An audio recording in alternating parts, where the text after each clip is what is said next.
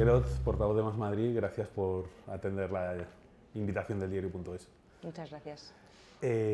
Bueno, el Tribunal Constitucional acaba de certificar que la Cámara de Cuentas vulneró los derechos políticos de Más Madrid, también del PSOE. ¿Qué consecuencias va a tener esto en la práctica? Estamos teniendo varias sentencias que le están mandando un mensaje demoledor al Partido Popular madrileño. Les está diciendo que la Constitución no se puede usar como un felpudo. Y yo creo que aquí al Partido Popular madrileño solo tiene dos salidas: o cumplir con la Constitución o empezar a pedir dimisiones, como por ejemplo la de Enrique Osorio, que es ese brazo ejecutor, ¿no?, de Ayuso, para que no podamos hablar de ninguno de los temas que a la presidenta le incomoda. Nosotros vamos a seguir presionando, precisamente porque estamos en representación en la Cámara para hablar de lo que les preocupa a los madrileños, pero también para fiscalizar el dinero que debería ir, por ejemplo, a la sanidad pública o a las residencias de mayores, y alguien se lo está llevando crudo ahí. ¿Y tienen indicios de que algo de eso va a cambiar? ¿Ha pasado algo después de esas dos sentencias que les haga ver que esos vetos van a caer? La verdad es que el otro día estábamos en la Junta de Portavoces, enfrente cara a cara con Enrique Osorio, y le puedo decir que se lo advertí, que si seguía vetándonos y quitándonos la palabra por motivos políticos, ¿no?, eso iba a tener consecuencias, que él solo estaba ahí para ser un presidente imparcial y no para ser, bueno, pues árbitro y delantero centro. Tiene dos salidas, Enrique Osorio, yo insisto: o cumplir con la Constitución o dimitir, y esto lo vamos a ver este viernes, en el que se van a tener que activar todas las iniciativas de Más Madrid que fueron tumbadas por ese brazo ejecutor, como por ejemplo la creación de una comisión de investigación entre la colaboración público-privada con la sanidad madrileña, o como por ejemplo que podamos debatir en el Pleno de la Asamblea la reprobación de Miguel Ángel Rodríguez, ese alto cargo de Isabel Díaz Ayuso, que se atrevió a amenazar a periodistas y a medios de comunicación si se atrevían a seguir investigando los negocios turbios del novio de Ayuso. Sí, lo de las amenazas de Miguel Ángel Rodríguez aquí lo conocemos bien. ¿Cree que se va a sentar en la Asamblea y va a comparecer? El Tribunal Constitucional ha dicho las iniciativas de Más Madrid son correctas en su forma, por lo tanto, juicios de valor no debería haber ahí, y sobre todo el presidente de la Asamblea tiene que demostrar si también va a ejercer, como Alfonso Serrano, como jefes de prensa de Isabel Díaz Ayuso, ¿no?, como todo ese plantel de su partido y de la administración pública que ha puesto a disposición de un ciudadano particular, delincuente fiscal confeso, ¿no?, a protegerlo, o va a cumplir con la Constitución, como digo. Así que Miguel Ángel Rodríguez debería ser valiente, igual que lo es en Twitter por las noches, para decir barbaridades y venir a la Asamblea de Madrid y comparecer y explicar, bueno, cómo ha difundido bulos para tapar los negocios ilegales del novio de la presidenta, y cómo se ha atrevido a amenazar a quien hace su trabajo, por ejemplo, también desde el periodismo. Esta semana hemos conocido también que el PP vulneró los plazos a la hora de tumbar una comisión de investigación sobre las prácticas del hospital de Torrejón. ¿Se va a acabar activando esa comisión de investigación? ¿Qué esperan de ella? La verdad es que fue maravilloso ver sus caras esta semana, cuando después de cada intento que el Partido Popular ha hecho desde el minuto uno de tumbar esa comisión de investigación, para que todos los madrileños puedan saber qué es lo que está ocurriendo con esa gestión privada en el Hospital Universitario de Torrejón, y se dieron cuenta, como les demostramos desde Más Madrid, que lo habían presentado fuera de plazo, que son unos torpes, que lo han presentado fuera de plazo, y que por lo tanto ahora vamos a tener que debatir efectivamente si esa comisión de investigación sobre el Hospital de Torrejón se tiene que crear. Y ahí le dijimos al presidente de la Asamblea que efectivamente tenía otra oportunidad para demostrar de qué lado está, si de garantizar los derechos básicos de los madrileños a través de sus representantes políticos en la Asamblea de Madrid, o ser otra vez quien ponga la censura para que no se hable de lo que le molesta a Isabel Díaz Ayuso en la Asamblea.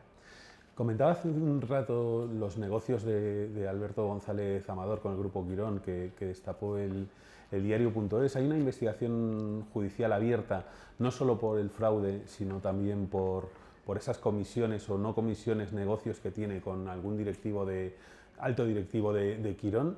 ¿Ustedes son acusación ahí? ¿Qué esperan de ese pleito? Nosotros confiamos en ese proceso judicial y que se llegue hasta el final. Es decir, no solo queremos que haya justicia para que mandemos un mensaje muy claro a la ciudadanía madrileña, y es que la impunidad en la Comunidad de Madrid no cabe, pero sobre todo porque queremos saber hasta dónde ha ido el último euro de los madrileños, que debería haber ido, por ejemplo, a que las urgencias extrahospitalarias de Pinto no hayan estado 16 días sin un médico. Yo creo que con las últimas noticias que hemos conocido de este proceso de investigación, lo que hemos visto son, bueno, pues compraventa de favores, hemos visto sobornos cruzados y hemos visto, bueno, pues un pelotazo que no se sabe bien dónde acaba lo amoral, ¿no? Comprar material sanitario de primera necesidad cuanta más gente estaba muriendo, cuando más gente estaba muriendo durante la pandemia, y donde comienza lo ilegal, ¿no? Esas facturas falsas, las empresas pantalla, que estamos conociendo gracias a las investigaciones también periodísticas y esos informes de la UCO, y posiblemente porque todos los implicados no conocen la diferencia entre una cosa y la otra, y lo confunden. Pero Alberto González Amador se va a tener que sentar en el banquillo, y además por dos causas, efectivamente, una por esa investigación que a través de esa pieza que tenía sobre los delitos fiscales que había cometido, por esa avaricia, ¿no? Porque no solo te llevas 2 millones de euros por una comisión en lo peor de la pandemia, sino es que además tienes la avaricia de defraudar a Hacienda 350.000 euros. Y ahí nuestro equipo de abogados efectivamente empezó a tirar del hilo y vio, bueno, pues que ahí había mucho más, que eso era la punta del iceberg de una trama corrupta que merece que una unidad como la UCO, que se dedica, ¿no?, a investigar las tramas de corrupción más complejas, porque estamos ante una de esas tramas de corrupción muy complejas en la Comunidad de Madrid, que requiere de un político con poder, que en este caso es Ayuso. Decía que hay que mandarle el mensaje de que la impunidad se va a acabar. De momento lo que sabemos es que un fraude fiscal muy obvio, con muchas pruebas, incluso reconocido por escrito a través de su abogado, lo que ha acabado es en una condena del fiscal general, y de momento no hay fecha para ese juicio por fraude fiscal, hablamos.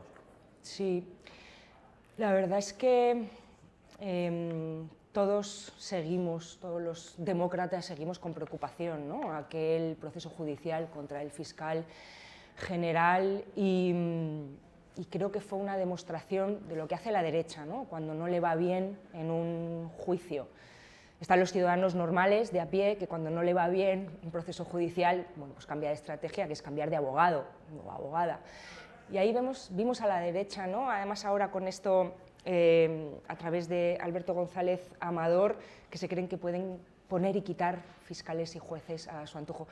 Y creo que el mensaje que dieron con el juicio contra el fiscal general es un mensaje muy grave, porque el mensaje con esa sentencia que nos están mandando a todos nos están diciendo a todo aquel que se atreva a investigar, a todo aquel que se atreva a denunciar los negocios ilegales, a todo aquel que se atreva a desmentir nuestros bulos, los vamos a arruinar. Ese es el mensaje que están mandando.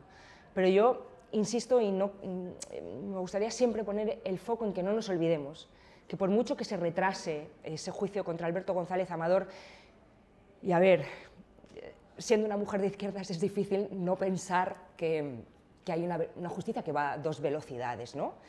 Pero Alberto González Amador se va a sentar en el banquillo 2 veces, una por delitos fiscales y otra por presuntamente haber pagado un soborno a un alto directivo de Quirón. Y eso es así, eso va a ocurrir. Entiendo que esta dilatación del juicio, bueno, no quiero pensar muy mal, o al menos decirlo, pensarlo pienso, pero no lo voy a decir en voz alta, pero creo que, claro, para Ayuso sería muy difícil hacer una campaña electoral en el 2027 con su novio en la cárcel, porque es donde creo que va a terminar Alberto González Amador. Hay también un proceso judicial sobre los protocolos que se denominaron de la vergüenza, los de no derivación de ancianos desde las residencias públicas a los hospitales en lo peor de la pandemia. Esta semana hemos sabido que el firmante de esos protocolos dijo que solo tenían sentido si se medicalizasen las residencias, algo que no se hizo. Ha dicho también que altos cargos de la Consejería de Sanidad de aquel momento, como Ana Dávila, que ahora es la responsable de Política Social, estaban al tanto. La respuesta de Ayuso ha sido llamar frustrados a los familiares que se atrevieron a denunciar.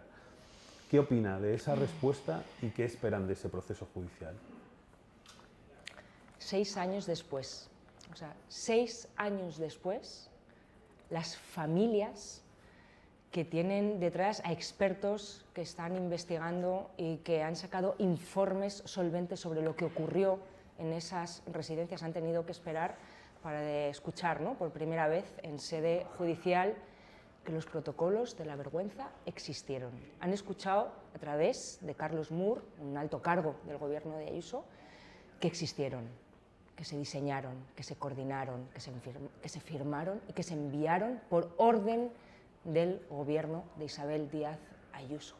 6 años en los que ha negado una presidenta escuchar a las víctimas, escuchar a los familiares, permitir que se investigue y una y otra vez no duda un minuto en mostrar esa forma cruel que tiene de gobernar. Plataforma de frustrados ha llamado a los familiares que lo único que están pidiendo es verdad, justicia y reparación por lo que les ocurrió a sus familiares. Y ante esto hay que ser muy tajantes, no solo para que pueda haber justicia para esas 7.291 personas que murieron de forma indigna, tal y como se reconoce en este proceso judicial que estamos asistiendo ahora a través con esas declaraciones de Carlos Mur, que por primera vez reconoce en sede judicial que esos protocolos existieron, que no se derivaron a los mayores a los hospitales, a no ser que tuvieran un seguro privado médico. No solo es justicia para ellos, sino porque a día de hoy hay miles de hombres y mujeres mayores que viven en las residencias bajo el mismo modelo de cuidados de las residencias que derivó en esos protocolos de la vergüenza y que lo estamos viendo a través de cosas tan básicas y cotidianas como es la comida que se les da. Es que el Gobierno de la Comunidad de Madrid está pagando 7 euros para que puedan desayunar, comer, merendar y cenar. Es indigno. Es indigno. En las condiciones en las que tienen a los trabajadores, que están exhaustas, que es un trabajo absolutamente feminizado y que están en unas condiciones deplorables y que lo que están reivindicando es que así no pueden cuidar a esos hombres y a esas mujeres. No solo es por las víctimas, es también por respeto y para darles una vida digna a los que hoy están viviendo en esas residencias. Eso le quería preguntar, porque más allá del respeto que merecen los familiares, si miramos hacia adelante, ¿qué pasaría mañana si volviera a haber una pandemia? ¿Cómo están las residencias? ¿Ha cambiado algo después de todo aquel debate? Es que yo hace 2 días, mira, he estado en Aranjuez, he estado reunida con la plataforma Marea de Residencias para que nos contaran de primera mano en qué situación están los 450 residentes que viven en la única residencia pública de la Comunidad de Madrid, en una ciudad como en Aranjuez, y lo que nos cuenta es que es precisamente, no es que no haya cambiado nada, es que hay un salto temporal de una desgracia tremenda, de un trauma colectivo, que fue esas 7.291 muertes, pero que todo sigue igual que antes, exactamente. Lo estaban avisando las propias trabajadoras, que en esas condiciones no pueden cuidarlos, que están sufriendo en esa residencia infecciones de chinches, que se están muriendo de frío, en esta ola de frío que hay ahora en enero en Madrid y que las trabajadoras no pueden más. No ha cambiado nada, ni siquiera una desgracia lo están tomando para que puedan hacer algo diferente. Y ahí está Ana Dávila, responsable también, junto con Ayuso, de los protocolos de la vergüenza, ahí está manteniendo el mismo modelo en el que llevó a esas muertes. Y cuando desde Más Madrid les hemos llevado propuestas a la Asamblea para decir: ninguna empresa puede volver a contratar con la administración pública después de ser reincidente en dar comida podrida, en dar bazofia a las personas mayores. Y votan en contra, porque lo único que están buscando es el lucro en las residencias de mayores y en la sanidad pública, en todas partes. Llevamos como 10 minutos de entrevista hablando de escándalos, de procesos judiciales, de protocolos de la vergüenza. En este contexto, la derecha en los últimos comicios tuvo el 55% de los votos. ¿Es inexpugnable, o sea, es irreversible que la derecha tenga que gobernar Madrid para siempre? No. Estoy absolutamente convencida, y aquí hay una fuerza de izquierdas madrileña que le planta cara a la peor derecha de España, que es la derecha madrileña, y que no bajamos los brazos, porque además nosotros sabemos no solo que tenemos un proyecto fuerte para la Comunidad de Madrid, sino que a los tiranos hay que combatirlos desde todas las escalas, de barrio a barrio, pueblo a pueblo y hasta la escala internacional, ¿no? Yo aquí, mira, sí hay algo que creo que la derecha que la ultraderecha está sabiendo hacer y que no estamos pudiendo combatir del todo, que es cuando viene la ultraderecha y percibe los malestares de los madrileños, ¿no? Los malestares, las incertidumbres, esos problemas derivados, ¿no?, de la crisis del poder adquisitivo, y en vez de señalar a los verdaderos responsables, señalar a los inmigrantes. Y eso creo que es lo que no estamos sabiendo combatir bien, porque cuando viene la ultraderecha y le dice a las familias trabajadoras: el problema de que tú no llegues a fin de mes, el problema de que tú no puedas tener una plaza en una escuela infantil, es de los inmigrantes. Creo que no estamos sabiendo llegar bien ahí, porque con las cifras que hay del año pasado tendríamos que estar señalando una y otra vez a los verdaderos responsables de esto, que son los millonarios que hay en la Comunidad de Madrid. Ese es el verdadero enemigo del pueblo madrileño ahora mismo. El año pasado la banca hizo récord histórico de caja, ganando 94 millones de euros al día. El número de millonarios el año pasado en Madrid multiplicó sus beneficios. ¿Y dónde está yendo ese dinero? ¿Dónde va? Porque al bolsillo de las familias trabajadoras, no. Ahí está el origen de la pérdida del poder adquisitivo de las familias trabajadoras. Y mientras viene la ultraderecha y te dice: son los inmigrantes, nosotros tendríamos que estar machacando y una y otra vez que no. El problema, mira, la minoría peligrosa que hay en España son los millonarios. Esa es la única minoría peligrosa que hay en España. Y creo que ante esto hay una solución muy sencilla, si no gobernara, claro, Isabel Díaz Ayuso, que es la responsable de estar perdonándole a los millonarios los impuestos en la Comunidad de Madrid, con los que dejamos de recaudar 6.000 millones de euros al año, con lo que podríamos estar precisamente blindando los servicios públicos, que es lo que nos hace que podamos ser iguales en oportunidades, ¿no?, iguales en derechos. Pero no solo eso, hay que ir un paso más allá. Esa riqueza se tiene que redistribuir y tiene que llegar al bolsillo de las familias trabajadoras. Y eso es lo que tendríamos que estar diciéndole a la gente una y otra vez, para que sepan cuáles son sus verdaderos enemigos, que son esos millonarios que han encontrado en el gobierno de Isabel Díaz Ayuso en Madrid pues un paraíso fiscal.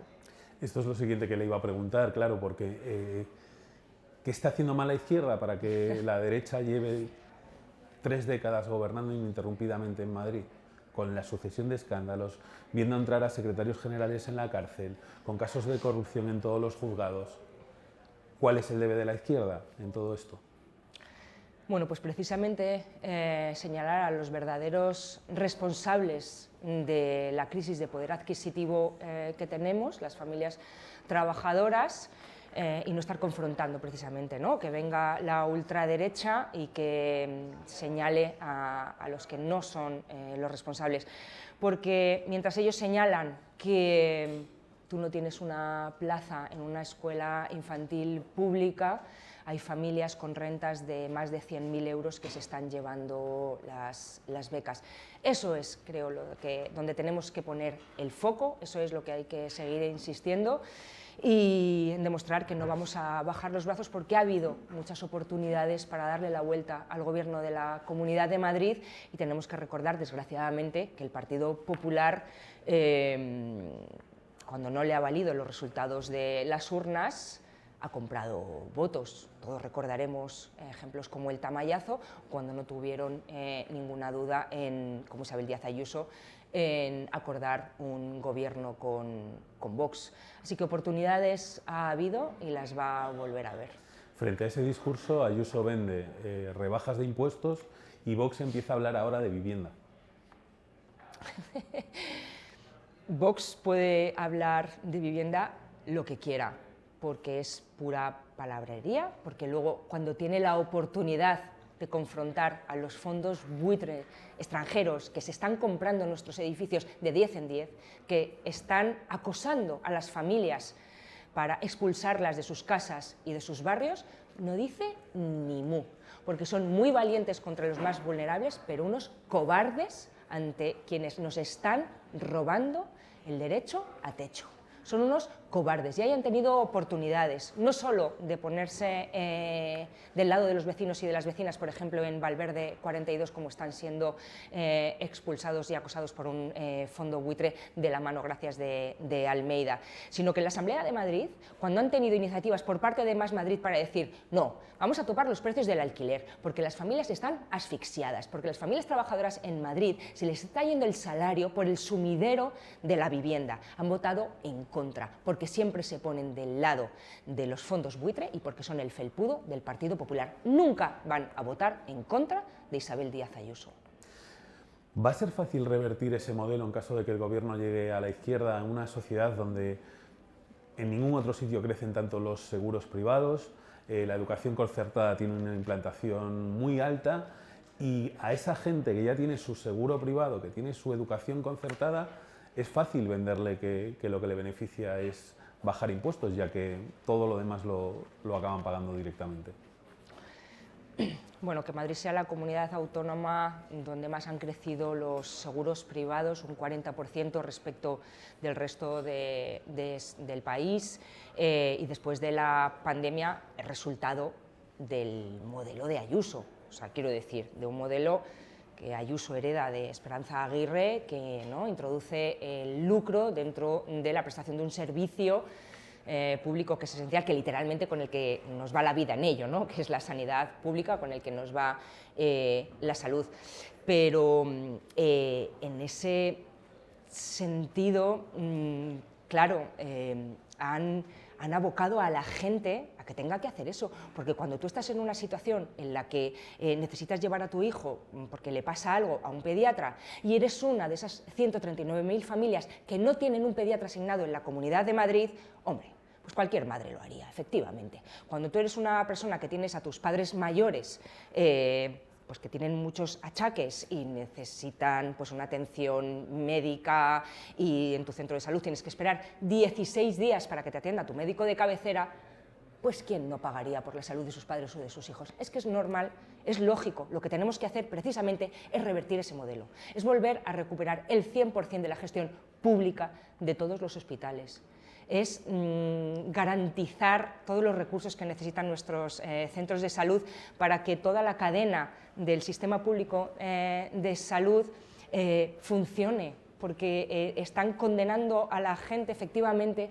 Es un plan diseñado perfectamente para que nos vayamos a la privada. Si es que Ayuso es la mejor lobista de las empresas privadas, de Rivera Salud o del Grupo Quirón. Y como digo, no solo hay que revertir esa gestión privada de la sanidad pública, sino que tenemos que hacer más que nunca mejor esos servicios públicos que son los que nos igualan en derechos, la educación y la sanidad. Cuanto más la refuerces, cuanto más grande la volvamos a hacer, nadie querrá irse a la privada. Pero ¿cómo se convence a alguien que ya tiene su seguro privado y su colegio concertado de que lo que le conviene ahora no es que le bajen un poquito los impuestos? Que es el mensaje que lanza Ayuso. Claro, habría que preguntarle a Ayuso, ¿no? ¿De dónde vas a sacar esos 500 millones de euros? ¿De dónde? ¿De dónde? Porque está clarísimo. La última bajada del tramo autonómico del IRPF. La última bajada que acaba de anunciar la semana pasada Isabel Díaz Ayuso son 500 millones de euros. ¿Eso cómo se repercute en el bolsillo de las familias trabajadoras? En 20 euros al año se van a ahorrar quienes cobran el salario mínimo. 20 euros al año. Que se vayan esas familias a pagar una cuota de un seguro privado médico. ¿Cuánto es al mes? 40 euros, el doble, mensual. ¿Cuánto va a suponer a familias que cobran esa bajada de IRPF? En familias que cobran, no sé, alguien que cobra 4.000 euros al mes, 2.000 euros al año. Con eso no pagas. Con eso no se paga una educación privada. No se paga. Pero es que además la sanidad y la educación no deberían tener incorporado el criterio de rentabilidad económica. Hay algo que no se puede pagar, que debería ser la calidad de la enseñanza y la calidad de que una sanidad, su único criterio, sea cuidar. Y si tú le incorporas el criterio económico, ya está perdiendo su principal objetivo, que es cuidarnos. ¿Cómo debe afrontar la izquierda el debate de la inmigración, ahora que, como dice, la extrema derecha la utiliza para enfrentar al último contra el penúltimo? Y dado que sí se ve que algunos servicios públicos están tensionados, no por la llegada de inmigrantes, sino porque probablemente no se ha invertido lo suficiente para atender a más gente. ¿Cómo debe abordar la izquierda ese debate para no dejarlo en manos de la extrema derecha con mensajes que empiezan a calar, según muchas encuestas? Bueno, lo primero que tenemos que hacer es seguir señalando que si tienes unos servicios públicos que están al límite, como los hospitales a los que tienes que acudir a urgencias porque toda la demás cadena se ha roto, es por culpa del gobierno de Isabel Díaz Ayuso, del Partido Popular, que no está dotando de recursos suficientes para que puedan ser atendidos en la sanidad, ¿no? Es culpa de un gobierno que lleva al límite todos los servicios públicos, que no está actualizando según va creciendo nuestra población, según va creciendo desde la natalidad, desde la inmigración interna. Madrid es una comunidad que está constituida en su origen, ¿no?, por la inmigración interna de andaluces, de extremeños, y que sigue siendo así, que acoge a gente de toda España, y también por población inmigrante de fuera de España. Es por culpa de esos gobiernos de derechas que no están invirtiendo en los servicios públicos para que vayan acomodándose a la realidad de cómo va creciendo nuestra sociedad. Frente a todo esto que estamos hablando ahora, Ayuso y su equipo de gobierno contraponen sobre todo el antisanchismo. Con vender antisanchismo para una parte importante de la sociedad madrileña sirve. ¿Le perjudica o le beneficia a Más Madrid tener ministros en el gobierno de Sánchez? Es un orgullo poder estar sentados en ese Consejo de Ministros haciéndonos cargo de una de las preocupaciones mayores de los madrileños, como es la sanidad. Es un orgullo poder estar en un Consejo de Ministros en el que estamos empujando precisamente para tener un gobierno que está siendo, bueno, pues uno de los referentes en Europa y en el resto del mundo en denunciar el genocidio contra el pueblo palestino. Y es un compromiso estar sentados ahí para empujar al Partido Socialista, que, como sabemos, siempre se conforma solo con no retroceder, así que es un orgullo poder estar haciéndolo desde ahí, claro. Se lo pregunto de otra manera. ¿Ha penalizado a Sumar ser socio del PSOE en un momento en el que el PSOE tiene un gravísimo caso de corrupción con 2 secretarios de organización que han ido a la cárcel? ¿A ustedes en el Parlamento madrileño le achacan la corrupción del PSOE y ser cómplice de ellos casi todas las semanas? Está el Partido Popular de Ayuso como para acusarnos como para hablar de corrupción. Pero lo hacen. No, sí, pero que me causa gracia allí y aquí, es decir, hay que tener poca vergüenza para hacer eso. Mira, yo creo que los casos de corrupción que hemos ido conociendo dentro del Partido Socialista creo que degradan al Partido Socialista, ponen en riesgo, efectivamente pueden afectar, dañar, ¿no? Erosionar un poco al gobierno, pero sobre todo porque genera una desafección y un descreimiento, ¿no? En el votante progresista. El Partido Socialista y su secretario general, Pedro Sánchez, tienen que demostrar que todo lo que dijeron que iban a hacer para tomar medidas en contra de la corrupción que hemos conocido a través de los casos de Koldo y de Ábalos dentro de su partido, que van a ser tajantes, que no solo van a ser el anuncio de 15 medidas, que van a ser tajantes con todas esas medidas, porque desgraciadamente casos de corrupción para demostrar que van a ser tajantes contra la corrupción han tenido demasiados. Han tenido este caso, pero en Madrid hemos conocido los casos de corrupción del Partido Socialista en Móstoles, por ejemplo. Casos de corrupción han tenido muchos, pero soluciones sobre la mesa también, las tienen, las han anunciado ellos y hemos presionado los partidos que conformamos parte de esa coalición electoral que está sosteniendo un gobierno progresista. Más Madrid puso sobre la mesa, por ejemplo, una ley para que se lleve al Congreso, para que ninguna empresa corruptora vuelva a poder contratar con la administración pública, que lo demuestre.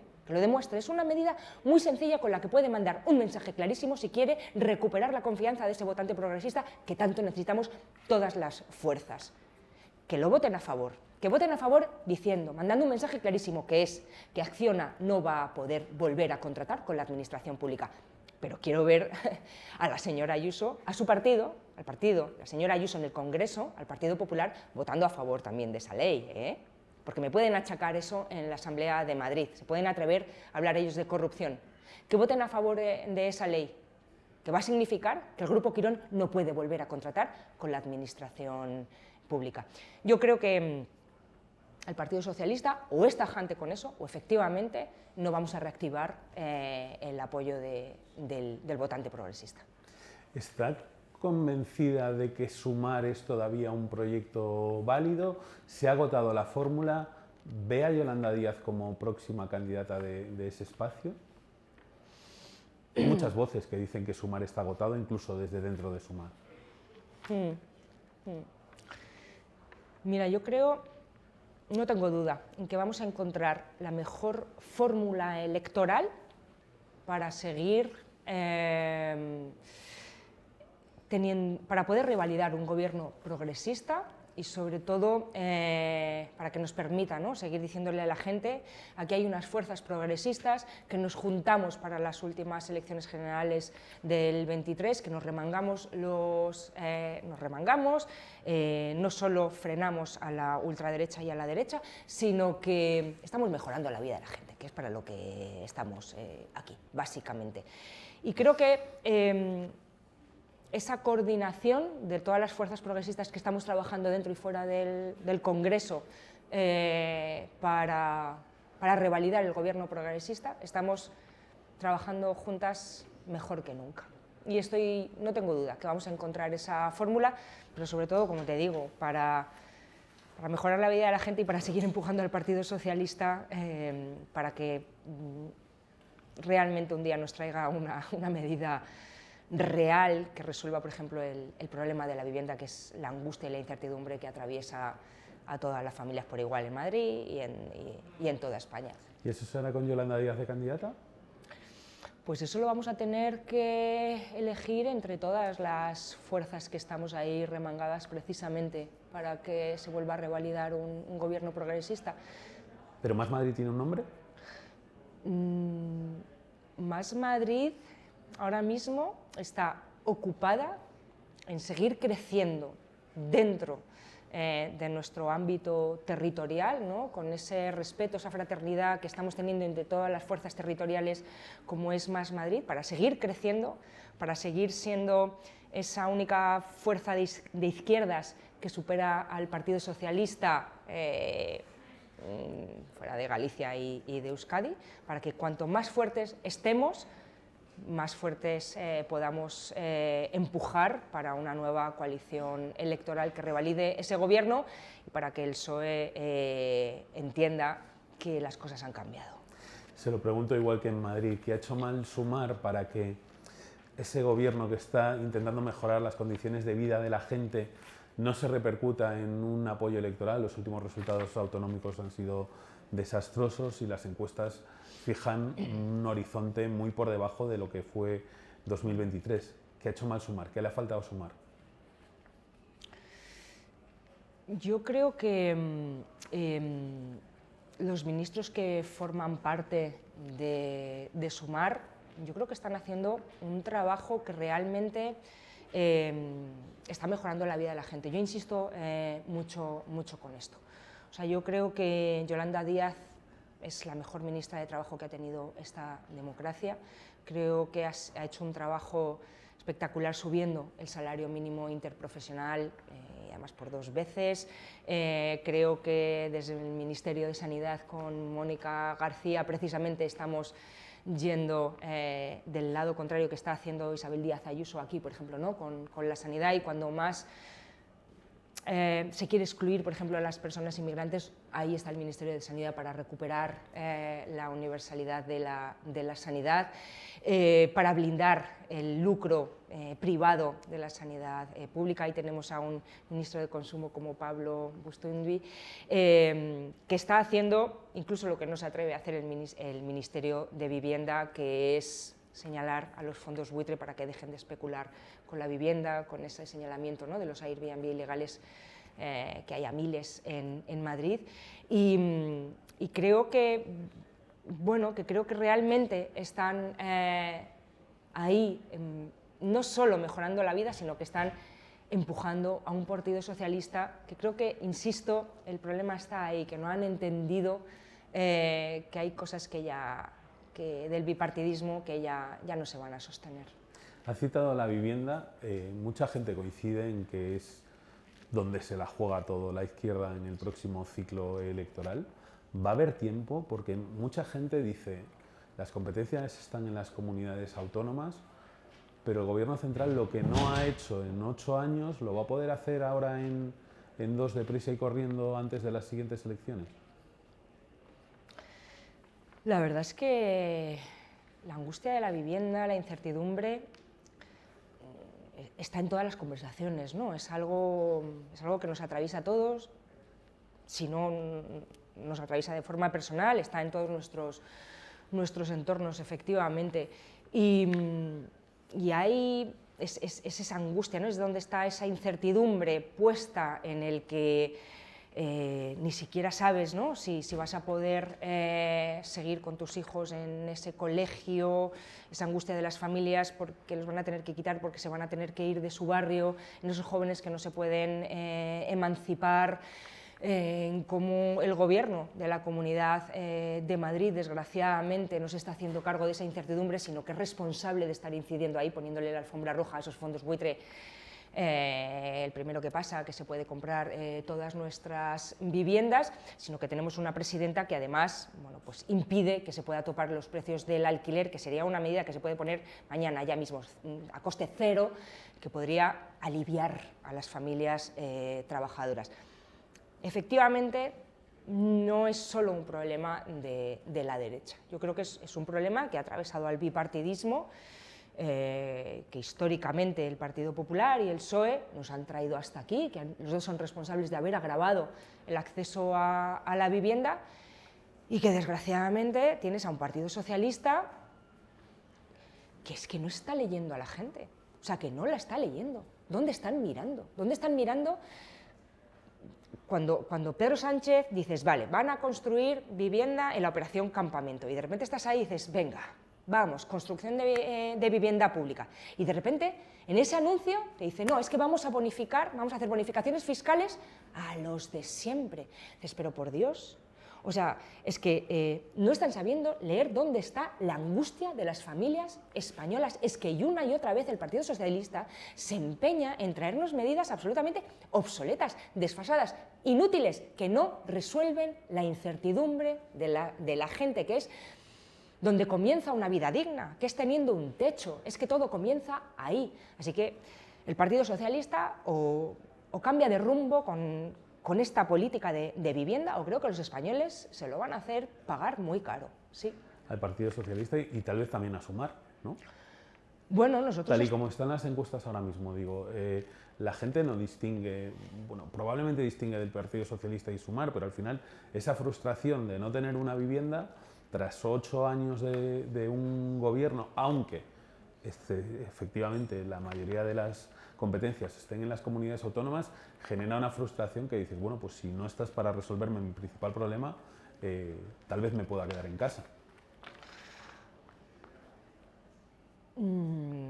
Desde luego que desde Más Madrid no paramos de insistir y de poner, no solo de denunciar quién se está llevando el dinero que no está yendo a las familias, en esos millonarios que además esos beneficios, como decíamos antes, que tienen, no se invierten en la sociedad porque lo utilizan, por ejemplo, para especular con la vivienda y luego las familias trabajadoras además le siguen pagando a ellos, los hacen más ricos aún, sino que ponemos sobre la mesa constantemente propuestas, como te digo, como es lo de topar los precios del alquiler, que los municipios en la Comunidad de Madrid se puedan declarar como zonas tensionadas para topar el precio, porque está funcionando. Es una medida que está funcionando en otras comunidades autónomas y Ayuso insiste en ponerse todo del lado de los que más tienen y dejar abandonadas a las familias madrileñas. Pero también estamos ahí presionando al Partido Socialista desde el Gobierno de España. Claro, estamos diciendo, en el año 2026, cientos de miles de familias se pueden quedar en la calle, que son como desahucios invisibles, porque se van a vencer contratos de alquiler que podríamos congelar, que hay una sentencia de hace unas semanas que dice que efectivamente en la pandemia, ¿no?, cuando se congelaron esos contratos para poder darle oxígeno a las familias, que se puede hacer. Bueno, pues ahora mismo estamos presionando efectivamente al Partido Socialista para que entienda que la vía es congelar contratos de alquiler, que en Madrid puede suponer 150.000 contratos que van a vencer ahora en el año 2026. Son medidas sencillas si se quiere ser una izquierda valiente, que por lo menos está entendiendo dónde está la preocupación de la gente. Además de la vivienda, ¿cuál es el problema más urgente que tiene Madrid? La verdad es que mires donde mires, ves cómo la carcoma del Partido Popular a través de la privatización está deshaciendo, ¿no?, los pilares que nos pueden hacer garantes, que nos pueden garantizar pues esa igualdad de oportunidades independientemente de dónde hayas nacido, de dónde vivas, en el Molar, Alpedrete o hasta Móstoles o Aranjuez, o de la herencia que tenga tu familia, ¿no?, o del número, la cantidad de dinero que pueda tener tu familia en la cuenta bancaria. Están rompiendo cada vez más ese consenso, ¿no?, de los servicios públicos, que es lo que nos hace iguales en derechos. Y mires donde mires, por ejemplo, en educación, la están destrozando, y creo que eso es uno de los pilares, no solo del presente, que condicione, educamos a nuestros hijos y a nuestras hijas, sino ese futuro, porque miras a la universidad y la están asfixiando, porque odian la igualdad de oportunidades desde el Partido Popular, porque odian el pensamiento crítico, porque odian la ciencia, como están demostrando con cómo abordan tantísimos temas, porque odian que los hijos, no ese consenso democrático que era el hijo del obrero a la universidad, lo están rompiendo absolutamente.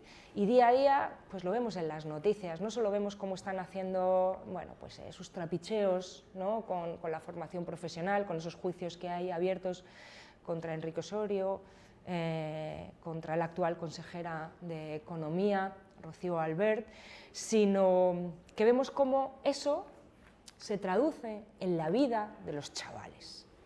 Lo vemos con esos chavales del Instituto de Torrejón que han denunciado que tienen que estar en clase con guantes del frío que hace en un instituto de Torrejón de la comunidad autónoma más rica de España. Ese es el ejemplo de cómo están desguazando absolutamente todo, pero que pasa en Torrejón, que pasa en el Instituto del Molar, como acaban de denunciar también las AMPAs y con las que estuve reunida hace unas semanas en Alpedrete. Lo que te comentaba antes de que estoy segura que vamos a encontrar, ¿no?, esa fórmula electoral con la que revalidar el gobierno progresista, lo estamos haciendo también desde el respeto a las fuerzas, respeto y autonomía a las fuerzas territoriales como es Más Madrid. Yo te puedo hablar de esa fraternidad con la que estamos trabajando dentro y fuera del Congreso para que eso sea así y sobre todo para cómo va a ser en Madrid. Nuestro objetivo es que en el 2027, además de revalidar el gobierno progresista de España, los colegios electorales haya una papeleta de Más Madrid para que los madrileños sepan que somos la única fuerza de izquierdas que le puede plantar cara a la peor derecha de España, que es la del Partido Popular. ¿En Madrid, Más Madrid va a ir solo? Más Madrid va a ir con todo el empuje de los madrileños que están entendiendo que somos esa fuerza que le puede plantar cara a Ayuso. ¿Y con qué candidato o candidata? Pues, como siempre, hemos hecho el que elija la militancia de Más Madrid. ¿Va a ser Mónica García? Mónica García es un referente de la izquierda madrileña y española. Y además está haciendo un trabajo excelente al frente del Ministerio de Sanidad. Y afortunadamente nuestra organización goza de muy buena salud democrática y, como siempre hemos hecho, lo va a decidir cuando toque, cuando llegue ese momento, lo decidirá la militancia de Más Madrid. ¿En primarias? Con los procesos que siempre hemos tenido, de debate, de discrepancias, con el tiempo que nos tomamos para llegar a acuerdo, la militancia decidirá quién es. ¿Sabe que hay algún compañero suyo, incluso algún compañero de la dirección del grupo parlamentario, como Emilio Delgado, que ha deslizado la idea de que él sí querría concurrir a esa candidatura? ¿Qué le parecen los mensajes que ha estado lanzando? No solo dice que él estaría dispuesto, sino que Más Madrid tiene que ser más ambicioso o no abandonar determinados mensajes más relacionados con el obrerismo, la izquierda de los barrios, etc. Pues mira, como te decía antes, yo estoy muy orgullosa de una organización como la nuestra, en la cual hay debates, que goza de muy buena salud democrática desde el momento que tenemos espacios constantemente donde se puede discrepar y donde nos tomamos el tiempo para ponernos de acuerdo, que no son los mismos tiempos de la urgencia de fuera, ¿no? Entiendo de otros actores que quieren una respuesta rápida. Nosotras, por respeto a esos procesos, nos tomamos el tiempo que ello requiere. Y efectivamente, nuestra organización, pues hay diferentes opiniones constantemente, que es lo que nos hace crecer, pero sobre todo, que es lo que nos hace estar conectados con el sentir de los madrileños, que es al que tenemos que seguir atendiendo y dando respuestas. Y Más Madrid funciona. Más Madrid es una organización que tiene un proyecto para Madrid, que tiene un proyecto claro en el blindaje de los servicios públicos, un proyecto que pelea en todas las escalas para el derecho a la vivienda, contra la crisis del poder adquisitivo de los madrileños, y que somos esa izquierda moderna, feminista, verde, y que en un contexto precisamente, mira, lo pensaba, en un contexto en el que la ultraderecha, ¿no?, avanza en señalar a los más débiles, nosotros mandamos un mensaje claro, y es que no vamos a abandonar nuestros principios, los principios que nos han traído hasta aquí. Nosotros no somos una izquierda timorata que cambia de bandera porque cambie el viento. Nosotros vamos a estar ahí precisamente defendiendo a las personas que son atacadas, no solo como estamos viendo, ¿no?, desde Estados Unidos con gobiernos fascistas como es el de Trump, a las personas inmigrantes, a las personas inmigrantes. No solo lo vemos a través de lo que está ocurriendo en la actualidad, sino que hacemos memoria. Hacemos memoria. Nosotros sabemos que quiénes han sido señalados históricamente por los fascistas. Las personas LGTBI, las personas inmigrantes, a las mujeres. Y precisamente más que nunca hay que mandarle un mensaje claro a esa gente, y es: nosotros no os vamos a abandonar, vamos a estar aquí, mientras además, efectivamente, seguimos peleando por el proyecto que tenemos para Madrid, donde cabe todo el mundo, y porque queremos que sea para todos los bolsillos, en contra de lo que se está empeñando Isabel Díaz Ayuso. Sobre la candidatura hipotética de Emilio Delgado, ¿qué opinión le merece? Es que en ese orgullo que siento por nuestra organización, además siento orgullo por la cantidad de compañeros y compañeras que tenemos que son un valor indiscutible como él. Es que lo son. Es que tú miras a Más Madrid y hay organizaciones en las que puedes hablar de una persona, ¿no? Más Madrid es eso que estamos hablando ahora mismo. Estamos hablando de Mónica García, estamos hablando de Emilio Delgado, de Rita Maestre, estamos hablando de Carla Antonelli, de Jimena González, estamos hablando de tantas y tantos compañeros que estamos haciendo que a Más Madrid se los vea desde muchos lugares, desde el Congreso con Tess Sidi, desde el Senado con Carla, desde todos nuestros municipios, porque ahí no están puestos los focos, en los ayuntamientos donde estamos cogobernando y donde estamos en oposición también.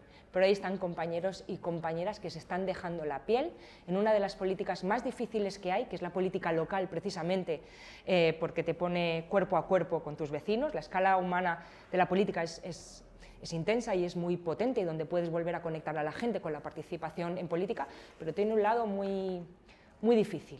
Muy difícil, porque no tienes los focos y, sin embargo, tienes a los peores caciques de la derecha golpeándote con esa impunidad que se han creído históricamente que les pertenece las instituciones a ellos. Le he preguntado por Mónica García, le he preguntado por Emilio Delgado. Usted es la portavoz parlamentaria. No sé si se ve en una candidatura como candidata a las elecciones autonómicas.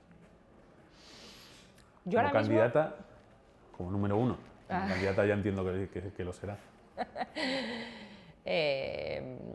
Yo ahora mismo, como el resto de nuestros compañeros y compañeras, estoy trabajando firme para mandarle un mensaje en este contexto de incertidumbre, incluso de angustia o de miedo que estamos viviendo con tantas noticias que nos llegan de fuera, y decirle a la gente claramente: hey, aquí hay una fuerza que no se rinde, que no baja los brazos y que vamos a pelear contra los tiranos desde todas las escalas, porque están en todas las escalas, desde ahí arriba hasta también en nuestros barrios.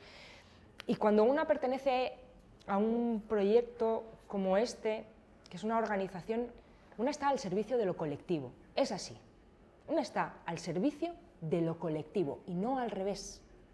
Y ahí voy a estar donde pueda aportar lo mejor que tengo para aportar a ese proyecto colectivo. Y me voy a remangar con el mismo orgullo con el que me he hecho cargo de la portavocía frente a Isabel Díaz Ayuso.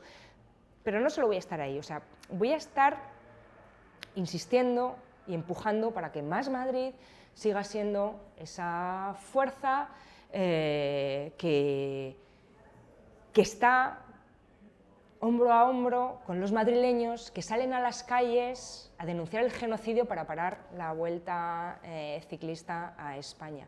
Voy a seguir con los madrileños que salen a los barrios a defender a los vecinos y a las vecinas de Valverde 42.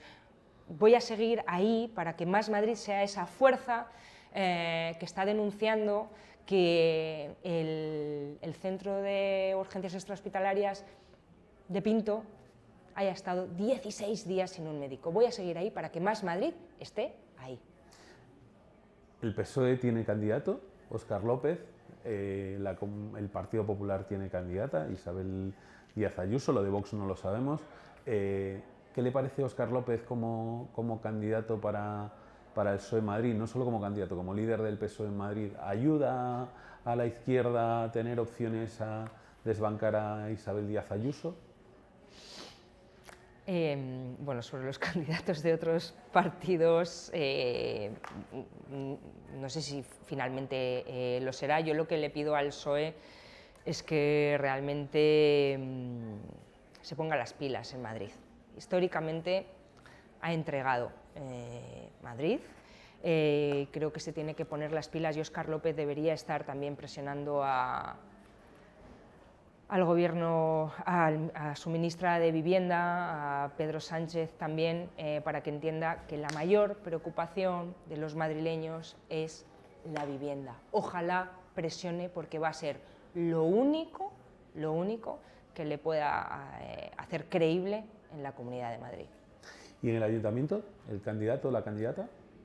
Tampoco se ha decidido todavía. ¿Candidato del PSOE? No, el de Más Madrid. No se ha decidido, porque lo decide... ¿Cuándo van a ser los plazos? ¿Cuándo va a tener, igual que hablábamos de que el PSOE tiene su candidato, el PP tiene el suyo, ¿cuándo va a tener Más Madrid sus candidatos a la comunidad y al ayuntamiento? Pues todavía no lo hemos decidido. Es que hay tiempo, quiero decir, queda 1 año y medio para eso. Yo sé que algunos pueden tener ansiedad, pero nosotros nos tomamos el tiempo para hacer las cosas bien, las cosas formalmente bien, y que haya espacios, antes de decidir, buenos espacios de debate entre nuestra militancia.